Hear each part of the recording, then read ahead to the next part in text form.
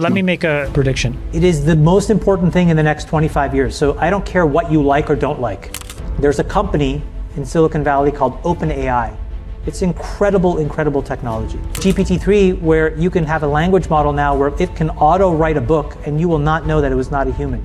The problem is in these products, I think that is the big existential risk with this entire part of computer science. That entire infrastructure can be made much, much better with AI, right? A robot that does laser-guided precision surgery, characterizing tumors with 100% accuracy, so you always get 100% of the cancer out when you go and get surgeries done. All these things are possible now. And what ChatGPT shows you is just the amazing value in allowing computers to assist you in doing work. It's like a calculator replacing the abacus, replacing a pen and paper. What's important though is this Buffett quote. A friend of mine told me this yesterday, which I loved. He told this story about refrigeration, and the story he tells is that the people and the person that invented refrigeration made some money, but most of the money was made by Coca-Cola, who used refrigeration to build an empire. And I view these large language models as refrigeration. Will there be some money made in it? I think so. But the Coca-Cola has yet to be built. And those are the companies that are really going to monetize it. And in order to monetize it well, here's a basic thing about machine learning that's worth knowing, which is if you take 1,000 of the same inputs and give it to Facebook and Microsoft and Google and Amazon, they'll all come up with the same machine learning model. But if you have one extra thing, one little ingredient that all of those other companies don't have, your output can be markedly different. It's like giving 2 great chefs 3 ingredients, but you give the 3rd chef 1 extra one. That person has the ability to do something very special. So right now we are in the world where everybody is crawling the open web.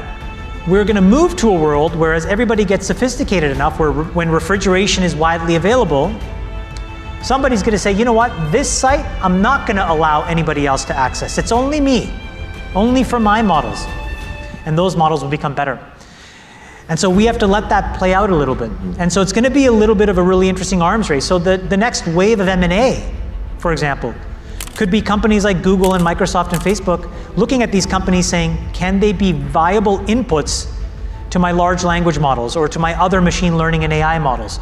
So you could see M&A activity that drives that differentiation before anything else.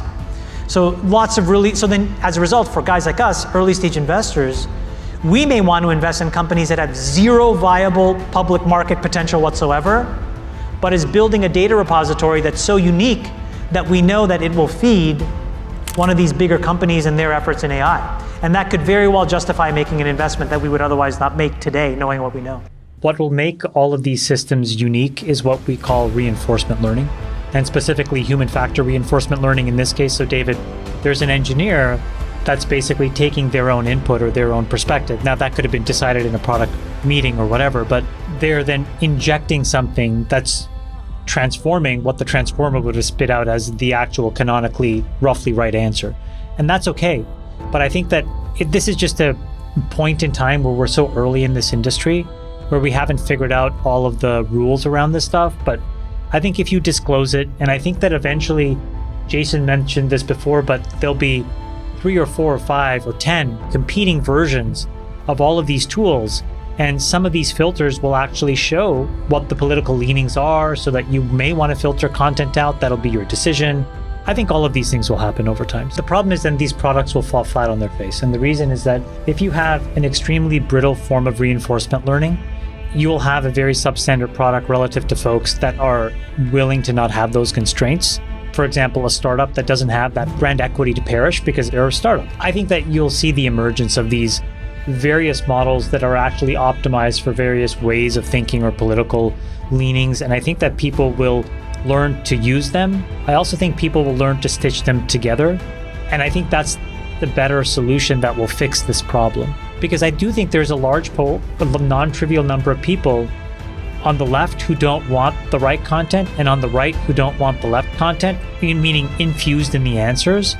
And I think it'll make a lot of sense for corporations to just say, we service both markets. Google did not want to release this for years, and they sat on it because they knew all these issues are here. They only released it when Sam Altman, in his brilliance, got Microsoft to integrate this immediately and see it as a competitive advantage. Now they've both put out products that, let's face it, are not good. They're not ready for prime time. Don't you think a lot of this gets solved in a year and then 2 years from now? Like you said earlier, like it's accelerating at such a rapid pace. Is it sort of like, are we making a mountain out of a molehill, Sachs, that won't be around as an issue in a year from now? I think that is the big existential risk with this entire part of computer science, which is why I think it's actually a very bad business decision for corporations to view this as a canonical expression of a product.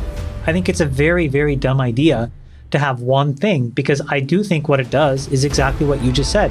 It increases the risk that somebody comes out of the third act of Rebirth and says, wait a minute, this is not what society wants. You have to stop. And that risk is better managed when you have filters, you have different versions. It's kind of like Coke, right? Coke causes cancer, diabetes, FYI. The best way that they managed that was to diversify their product portfolio so that they had Diet Coke, Coke Zero, all these other expressions that could give you cancer and diabetes in a more surreptitious way. I'm joking, but you know the point I'm trying to make. So this is a really big issue that has to get figured out. There is not a single human being on Earth, if given the chance to found a very successful tech company, would do it in a non-profit way or in a commoditized way, because the fact pattern is you can make trillions of dollars. I think it's fair to say a couple of things, that there was probably 2.5 or 3 years of capital raised in the industry that's going to get really put under pressure. And the reason is that there is not a lot of time diversity in that money, meaning people got it and they put it into the ground right away. And one of the principles of having a more predictable set of returns over time is that you leverage time, right? So if you had $100 and you wanted to have a diversified stream of returns, you're much better off spending $1 a month for 100 months versus $10 a month for 10 months. So just that thing will cause a lot of impact and headwinds for a lot of the capital in 2021 and 2022.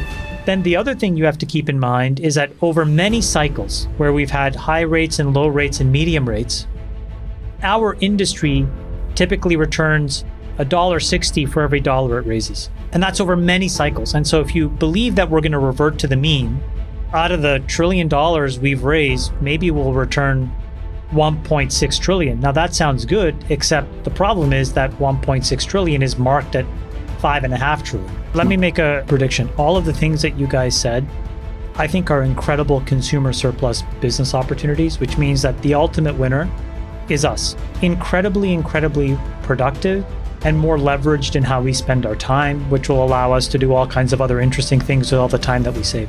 That I think is almost now a certainty. The problem with consumer surplus businesses is oftentimes there is no money made in the funding of them. And really where the money is made is in enabling it. So for example, so far what I would say is there's very little money that has been made in AI.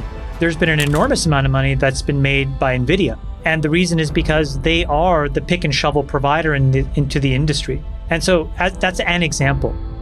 AMD, I think, can also benefit. So the silicon players seem pretty obvious here. Maybe some of the cloud players, the problem is the cloud players are trapped inside of other big companies with many other business models.